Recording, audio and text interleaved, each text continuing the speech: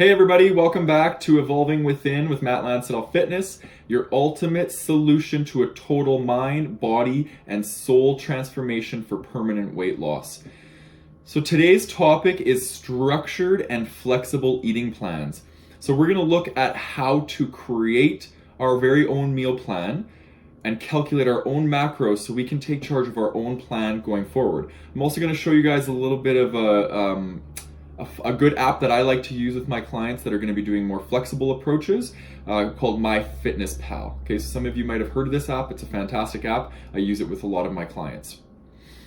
So let's look at our why together. So why are we here together? We are here together to educate ourselves, to inform ourselves, and to heal ourselves to a place where we can feel good about who we are and good about making the changes that we want to make. So it's about creating self-worth, self-esteem, self-confidence, and self-respect enough to treat our bodies the way that they deserve to be treated, okay? So at this time, I want you guys to pause the video. I want you to go through your pain points, your vision and goal, your gap, and then the solution. So looking at how today's skill of learning how to create a meal plan might be beneficial to the solution that you're needing to in order to get to the goals that you're wanting to achieve. So we're going to start off by just almost differentiating the difference between flexible and structured eating plans. So what you're going to get from today is you're going to get which one is best for your lifestyle. It's important to choose the meal plan style that's going to be best suited for your lifestyle. If you have a flexible lifestyle and you try and do a structured eating plan, you're going to find you're always going to feel like you're failing and that you're not able to get ahead. If you have a structured lifestyle and you do a flexible plan, you might find that there's too much flexibility in your eating and you would like something a bit more structured. So you want to look at your lifestyle and what's going to best fit for you, okay? So losing weight can look how you want it to look, but you must have two principles in place. Caloric deficit must be present, so that means you must be burning more calories than you are consuming. Okay, then that way your body will go into a weight loss state. Balanced macros being number two. So if you're eating all your calories from carbohydrates, that's going to be a reflection on how your body looks and feels. Okay, you need proteins, you need fats, you need carbs in your diet, and you need to make sure that they're balanced. So that's what today's lesson is going to be all about, is teaching you how to do that for yourself. Adherence. Okay, adherence is a very, very important part of the program. I talk a lot about this in my coaching with my clients. Adherence is the number one principle to a successful program. For the simple reason that if you develop yourself a program that is not adherable, you're not going to adhere to it. So you need to have a program that's tasty. You need to have a program that's flexible or structured depending on your lifestyle, and you need to be able to follow it. Okay? So I always tell people the rule of 80-20. And this is when I do like the 80-20 rule in the sense of adherence, because 80% of the time you're following your plan, 20% of the time life is happening. Okay? So if you go out for a dinner, you don't need to beat yourself up. You can go out for a dinner and count that as your 20%.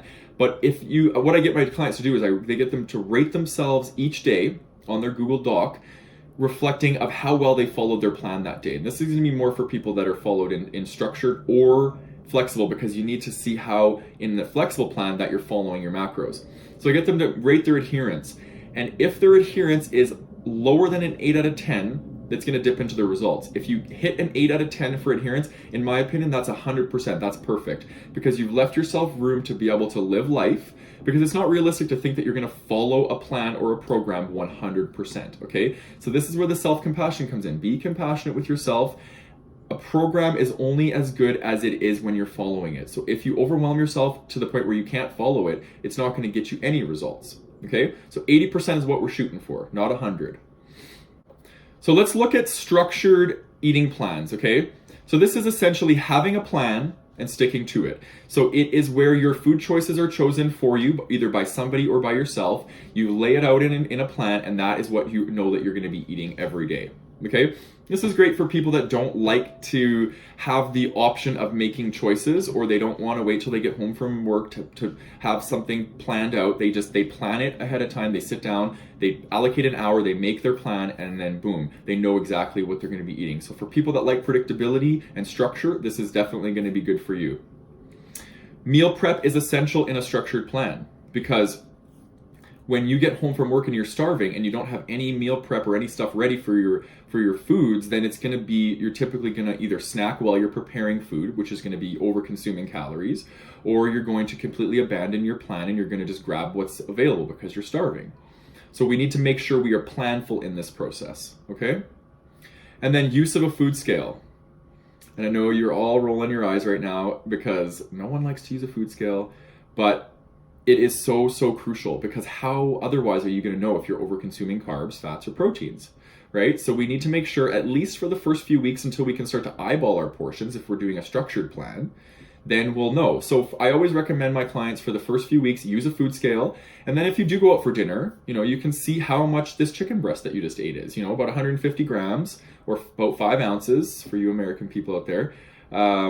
Gives you an idea of what you're consuming, right? So if we don't know what we're consuming by portion, how are we going to even guess on what is going into our body? Okay, food scale is the way to do it. Moving more into a flexible approach. So this is where you could either have a loose plan that you're following. So with some clients, I create them a loose plan so they have a template of what they should follow, what would be good for them to follow to get results, but they don't necessarily follow it to a T. They're able to swap out their fish for a piece of chicken. They're able to swap out some rice for some potatoes. So there's room for being flexible, but again, you have to be tracking that in some form of app or some way to be able to know that you're making a proper swap, okay? And then the other thing could be having no plan and eating under a concept we call if it fits your macros. So you're going to put your macronutrients into like an app like MyFitnessPal, and it's going to show you that, let's say you get 100 grams of each macro. So once the little bar hits red, you know that that's the end of that macro. So you have to make sure that you're filling up your macros. So if at the end of the day you have 50 grams of protein remaining and no carbs, but you want to have a bowl of cereal, that's not going to work, because you have to have some sort of protein. So you might have a protein smoothie or a protein bar or something to make up those protein macronutrients, okay? So there is accountability that you have to be able to hold yourself to when you're doing more of a flexible approach.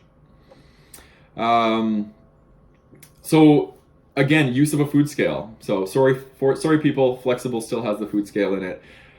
So what you want to do is you want to get yourself that food scale, so then that way when you're doing your flexible plan that you have the ability to weigh out, okay? Meal prep is not essential for flexible, but it is recommended, because when you're flexible, it's tougher to say, okay, I'm going to have this every day, then that would be more structured. So meal prep, like I said, it's encouraged if you can kind of get a ballpark of what you're wanting, maybe keep some stuff in the fridge, but then you can kind of pair it differently than how you would in a structured plan, okay? Okay, so now what I'm going to do is I'm going to show you guys how to calculate your own macros and calories, okay? So we're going to use an example of a client named Becky, okay?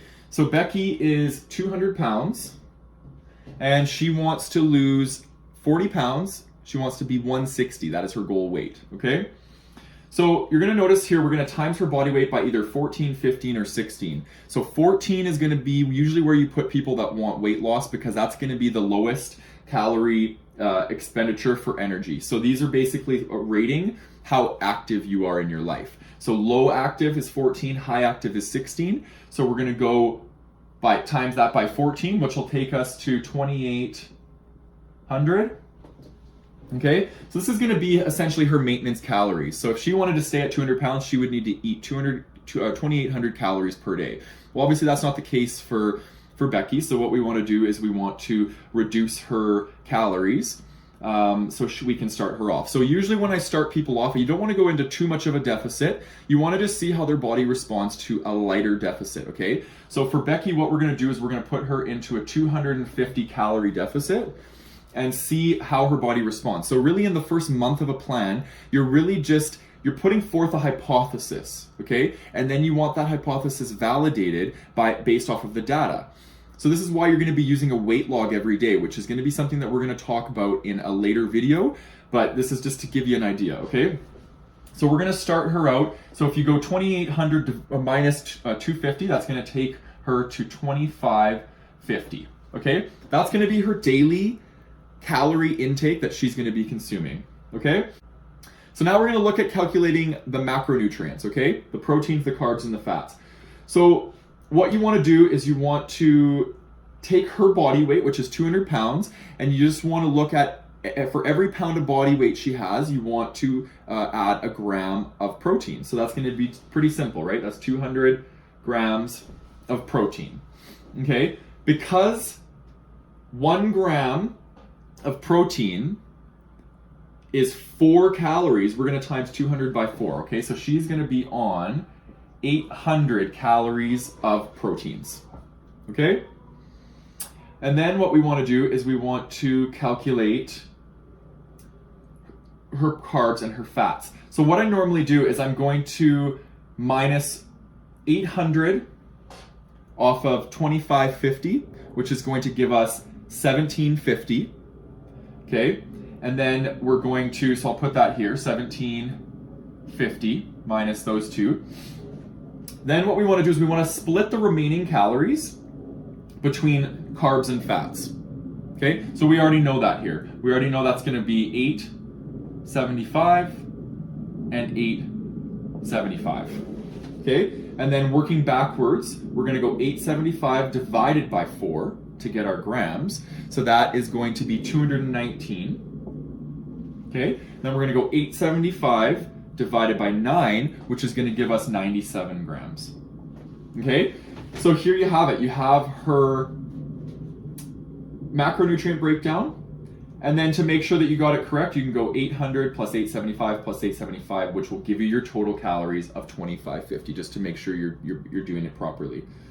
Okay, so that's how this works. Okay, so hopefully that all makes sense for you guys. What I wanted to do is I wanted to go through a few points here, and I've included them in the worksheet, so you have them there. But I want to make sure I talk to them as well. So be mindful that as you lose weight, your program is going to need to be readjusted. So this is just your first calculation here. Okay, as we go forward, if you lose around 5 or 10 pounds, you're going to want to recalculate your macros, because now that you're 190, you only need 190 grams of protein. Okay, so that means that your calories are going to be reduced. And what you want to do is you want to calculate your protein first, and then you want to allocate the remaining calories 50-50 by carbs and fats. Okay?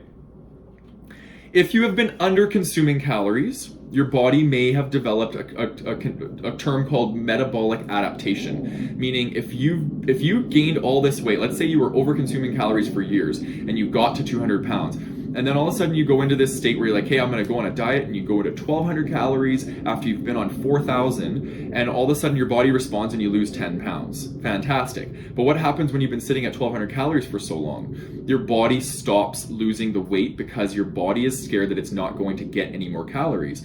Our bodies are smart in the sense that if you ever went on a deserted island and got trapped and stranded, your body is going to stop eating away as quickly as on the fat on your body if you're not eating. Okay, but because you're still eating, your body just basically stops responding to the 1,200 calories. So what we want to do, if you've been under consuming calories, we actually want to give you more calories, so we'll actually climb you up to lose weight. It sounds counterintuitive, but it actually works very well. So if you've been at 1,200 calories, we want to put you up to, let's say, 1,800. Okay, and then we want to put you up to 20 or 2,000. Right, so we'll just climb you up, and what you'll notice is your body actually starts to lose weight by doing that, until you hit the point of where you get back to around your maintenance calories, which you can calculate on your own now.